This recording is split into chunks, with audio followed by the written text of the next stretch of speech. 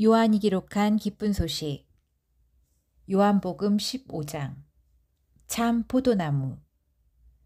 나는 참 포도나무이고 내 아버지는 농부이시다. 나에게 붙어 있으면서 열매를 맺지 못하는 가지는 아버지께서 모두 잘라내시고, 열매 맺는 가지는 열매를 더 많이 맺게 하려고 깨끗이 손질하신다. 너희는 내가 너희에게 일러준 말로 이미 깨끗해졌으니 내 안에서 살아라. 나도 너희 안에서 살겠다. 가지가 포도나무에 붙어있지 않고서는 스스로 열매를 맺을 수 없듯이 너희도 내 안에 있지 않으면 열매를 맺지 못할 것이다. 나는 포도나무이고 너희는 가지다. 사람이 내 안에 살고 내가 그 사람 안에 살면 그는 많은 열매를 맺는다. 나를 떠나서는 너희가 아무것도 할 수 없다. 누구든지 내 안에 머물러 있지 않으면 가지처럼 밖에 버려져 말라버린다. 사람들은 그런 것을 주워다가 불에 던져 태운다. 만일 너희가 내 안에 살면서 내 말을 지키면 무엇이든지 원하는 대로 구하라. 그러면 그대로 이루어질 것이다. 너희가 많은 열매를 맺어 내 제자라는 것을 보여주면 내 아버지께서 영광을 받으신다. 아버지께서 나를 사랑하신 것처럼 나도 너희를 사랑하였으니 내 사랑 안에서 살아라. 내가 아버지의 계명을 지키고 그분의 사랑 안에 있는 것과 같이 너희도 내 계명을 지키면 내 사랑 안에서 살게 될 것이다. 내가 이 말을 너희에게 한 것은 내 기쁨이 너희 안에 있게 하고 너의 기쁨이 넘치게 하기 위해서이다. 내가 너희를 사랑한 것처럼 너희도 서로 사랑하여라. 이것이 내 계명이다. 친구를 위해 자기 목숨을 버린다면 이보다 더 큰 사랑은 없다. 내가 명령하는 것을 너희가 실천하면 너희는 바로 내 친구이다. 이제부터는 내가 너희를 종이라고 부르지 않겠다. 종은 주인이 하는 일을 모른다. 오히려 내가 너희를 친구라고 부른 것은 내가 아버지께 들은 것을 모두 너희에게 알려주었기 때문이다. 너희가 나를 선택한 것이 아니라 내가 너희를 선택하여 세웠다. 이것은 너희가 세상에 나가 열매를 맺게 하고 그 열매가 항상 있도록 하기 위해서이다. 그렇게 되면 너희가 내 이름으로 무엇을 구하든지 아버지께서 너희에게 다 주실 것이다. 서로 사랑하여라. 내가 너희에게 명령한 것이 바로 이것이다.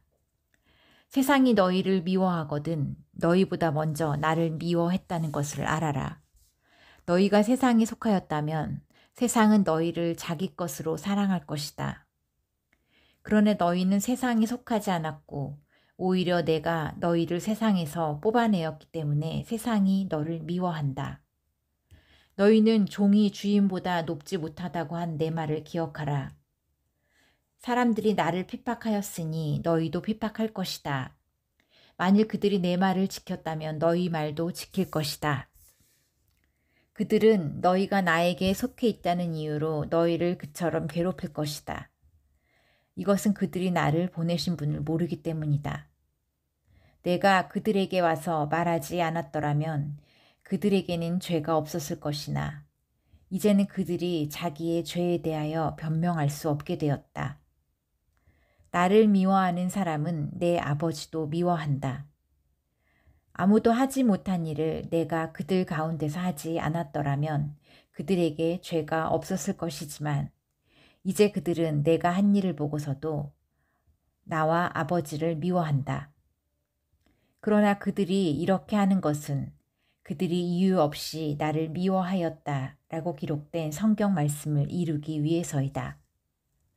내가 너희에게 보낼 보호자는 아버지에게서 오는 진리의 성령님이시다. 그분이 오시면 나를 증거하시겠지만 너희도 처음부터 나와 함께 있었으니 나를 증거해야 한다. 요한이 기록한 기쁜 소식, 요한복음 16장. 슬픔에서 기쁨으로.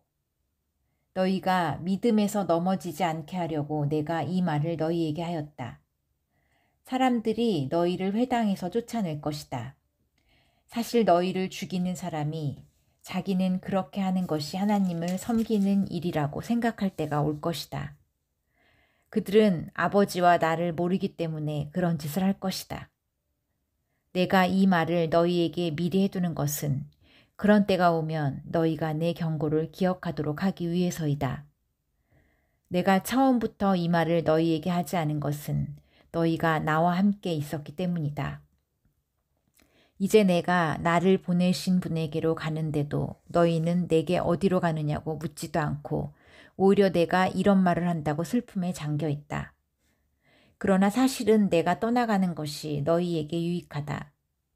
내가 떠나가지 않으면 보호자가 너희에게 오시지 않을 것이다. 내가 가면 그분을 너희에게 보내겠다. 그분이 오시면 죄와 의와 심판에 대하여 세상이 잘못 생각하고 있는 점을 깨우쳐 주실 것이다. 죄에 대하여 라고 한 것은 내가 아버지께로 가므로 너희가 다시는 나를 볼 수 없기 때문이요. 심판에 대하여 라고 한 것은 이 세상 임금인 사탄이 이미 심판을 받았기 때문이다.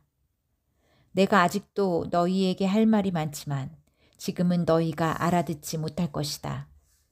그러나 진리의 성령이 오시면 그분이 너희를 모든 진리 가운데로 인도하실 것이다. 그분은 자기 생각대로 말씀하시지 않고 들은 것만 말씀하실 것이며 앞으로 일어날 일도 너희에게 말씀해 주실 것이다. 그분은 내가 말하는 것을 받아 너희에게 알려줌으로써 나를 영광스럽게 하실 것이다. 아버지께서 가지신 모든 것은 다 내 것이다.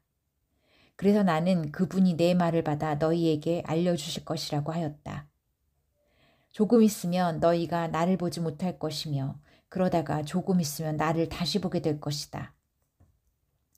그러자 제자 중에 몇 사람이 서로 말하였다. 조금 있으면 보지 못하고 그러다가 조금 있으면 다시 보게 될 것이라는 말씀과 또 아버지께로 가기 때문이라는 말씀은 무슨 뜻일까? 더욱이 조금 있으면 이란 말씀은 무엇을 의미하는가? 도대체 무슨 말씀을 하시는지 도저히 모르겠다. 예수님은 제자들이 묻고자 하는 뜻을 아시고 이렇게 말씀하셨다. 조금 있으면 나를 보지 못하고 그러다가 조금 있으면 다시 나를 보게 될 것이라는 말 때문에 너희가 서로 문의하느냐? 내가 분명히 너희에게 말한다. 너희는 울고 슬퍼할 것이나 세상은 기뻐할 것이다. 그러나 너의 슬픔은 오히려 기쁨이 될 것이다. 해산할 날이 가까워진 여자는 겪어야 할 진통 때문에 근심한다. 그러나 아기를 낳으면 세상에 사람이 태어났다는 기쁨에 그 고통을 잊게 된다. 이와 같이 너희도 지금은 슬퍼하지만 내가 다시 너희를 보게 될 때에는 너희에게 기쁨이 넘칠 것이며 아무도 너희의 기쁨을 빼앗아 가지 못할 것이다. 그날에는 너희가 내게 아무것도 구하지 않을 것이다. 내가 분명히 너희에게 말하지만 너희가 내 이름으로 무엇을 구하든지 아버지께서 너희에게 주실 것이다. 이제부터는 너희가 내 이름으로 아무것도 구하지 않았으나 구하라. 그리하면 받을 것이다. 너희 기쁨이 넘칠 것이다. 지금까지는 내가 비유로 말하였으나 때가 되면 너희에게 비유로 말하지 않고 아버지에 대한 것을 분명하게 말해주겠다. 그날에는 너희가 내 이름으로 직접 구할 것이며 내가 너희를 대신하여 아버지께 구하지 않아도 될 것이다. 너희가 나를 사랑하고 또 내가 하나님에게서 온 것을 믿기 때문에 아버지께서 몸소 너희를 사랑하신다. 나는 아버지에게서 나와 세상에 왔다가 다시 세상을 떠나 아버지에게로 간다. 그때 제자들이 이렇게 말하였다. 지금은 주님이 분명하게 말씀하시고 비유로 하지 않으시니 이제 우리는 더 묻지 않아도 주님께서 모든 것을 다 아시는 분이라는 것을 알겠습니다. 이것으로 우리는 주님이 하나님께서 오신 분이라고 믿습니다. 그래서 예수님이 대답하셨다. 이제는 믿느냐? 너희가 다 흩어져서 각자 제 갈 길을 가고 나를 혼자 버려둘 때가 오는데 그때가 벌써 왔다. 그러나 아버지께서 나와 함께 계심으로 나는 혼자 있는 것이 아니다. 너희가 내 안에서 평안을 얻게 하려고 내가 너희에게 이 말을 하였다. 이 세상에는 너희가 고난을 당하기 마련이다. 그러나 용기를 내어라. 내가 세상을 이겼다.